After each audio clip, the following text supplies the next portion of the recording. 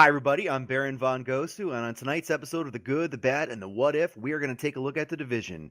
Joining me are two of RivalCast Media's supreme Let's Players with Varyar Heyo! and Killer McCoy. Howdy ho.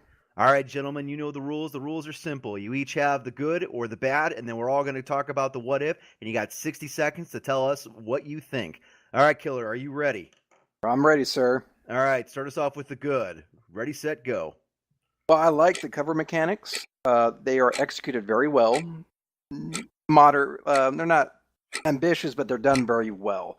You know when you're jumping to cover, and I think that's great. The UI is fantastic. I love it. It's the perfect blend of giving you the right information, but not cluttering up the screen. The side stories you collect going throughout New York, amazing. They go from chilling to like inane. And just covering the entire human spectrum, which is very nice and refreshing at times. Also, I think the weapons each have their own unique feel. Even between all the assault rifles feel different. All the machine guns feel different from each other, which adds to a very personal touch to how I want to play the game. So that's what I think what's good on the Division. All right, well said, Killer. All right, Varyar, are you ready to take us through the bad? Hit me. All right, on your marks, get set, go. You know, Killer talks about the little pieces of story all around New York. And you know what? He's right. They're fantastic. The emotional appeal of a mother looking for her child, a husband looking for his wife, someone being reassuring, someone panicking, that's all there. But it never ties together. And that's one of my biggest problems with the Division.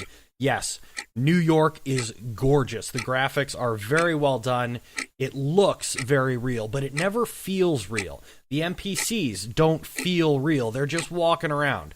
They just exist. They don't do anything. They don't interact with you except for a couple of very specific ones.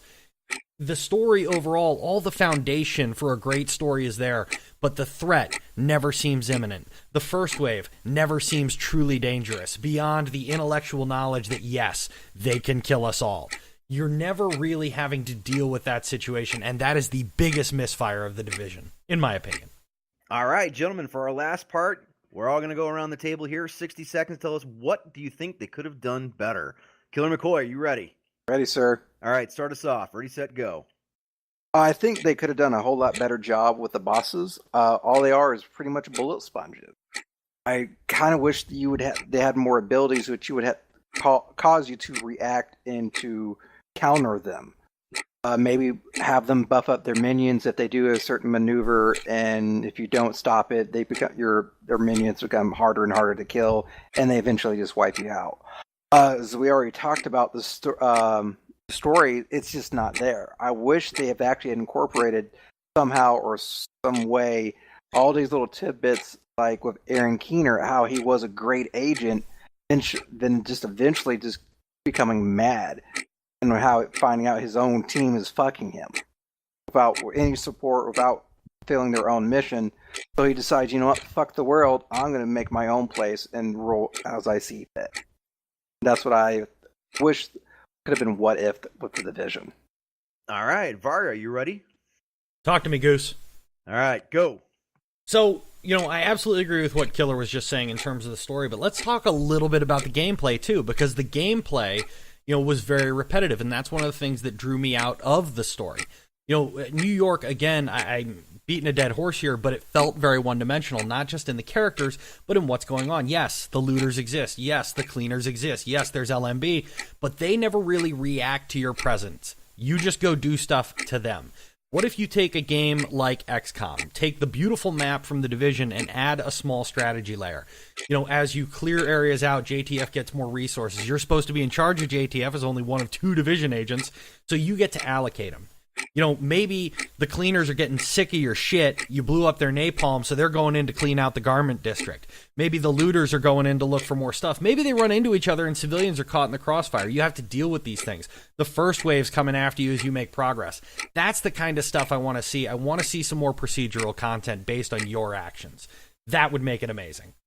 Alrighty, and last but not least, my turn. Alright, on your marks, get set, go. Alright, full disclosure, ladies and gentlemen, I have not actually played this game, but this is one of the ones I was most excited to play. I've watched these guys do the Let's Plays of it, I've watched several other people do Let's Plays of it, and the frequent complaint I always hear is that the single-player campaign is very lacking, and this game is really only enjoyable when you play multiplayer, and to me, that's a huge issue.